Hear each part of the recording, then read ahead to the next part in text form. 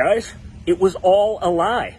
It was all a lie. Did you see? The Washington Post just retracted their bombshell story, their massive story, where Trump apparently asked the Georgia Secretary of State to find the fraud. Go find it, right? Remember this one? It led an outrage cycle for an entire week. Guess what? Turns out it never happened.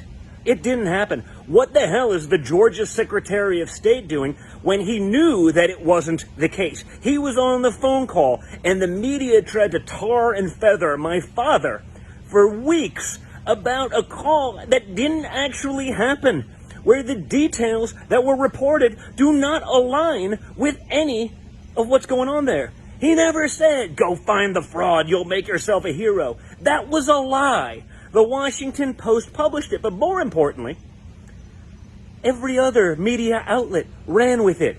They then said, we've independently verified the accusations. Turns out, they didn't independently verify jack. They didn't, because it wasn't true. That was a lie. They just piggyback off of that work. It was a narrative that they wanted to believe because we can use it to hurt Trump. We can try to vilify him during the impeachment process. Look at how bad he is. Now nothing happens. How is this Georgia Secretary of State even still employed? How can this guy serve the people of Georgia?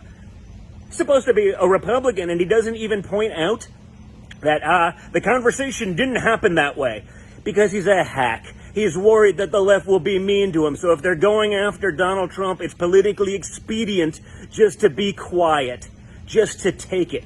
All of the Democrats that push this hoax, shouldn't they be somehow liable? I mean, if they're printing and publishing crap in the media, but of course nothing's going to happen to them because nothing does happen. Every Democrat used this thing, whether it be for impeachment or to talk negatively about Donald Trump or to just, get a little bit of airtime. It was all a fraud. Again, other outlets ran with it as though it was the gospel. Turns out it's true. So the Washington Post does this massive retraction, right? They say 2 months after publication of this story. Of course, it's 2 months later, right? Because they're never going to correct something at the time when it could actually help Donald Trump. But when it's way too late, the Georgia Secretary of State released an audio recording of President Donald Trump's December phone call with the state's top election investigator. The recording revealed that the Post misquoted Trump's comments on the call based on information provided by a source. Of course, it's always an anonymous source, right? It's never an actual person. It's always an anonymous source. We dealt with this for the entire 4 years of the presidency, right? Trump did not tell the investigator to, quote, find the fraud or say that she would be a national hero, in quotes, if she did. Instead, Trump urged the investigator to scrutinize the ballots in Fulton County, Georgia, asserting that she would find dishonesty, which wouldn't surprise probably any of us there, right? He also told her that the most important job in the country right now, that it's the most important job in the country right now, which it is, because if this stuff was going on, it's kind of a big deal.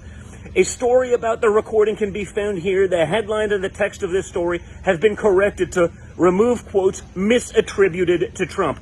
Oh, 2 months later, now, doesn't matter anymore. We get what we want. This has happened for years. They lie, they use fake sources, they use anonymous sources. Most of them probably don't even exist. That's the fraud of the mainstream media. And again, this isn't like a hack publication like Vox or the Huffington Post or one of those, crazy, BuzzFeed nonsense things. It's the Washington Post, the Bezos-owned Amazon Washington Post. We're now realizing that they're utilizing these sources as a weapon. They can do whatever they want to hurt you. Then they issue a retraction, and it all should be good.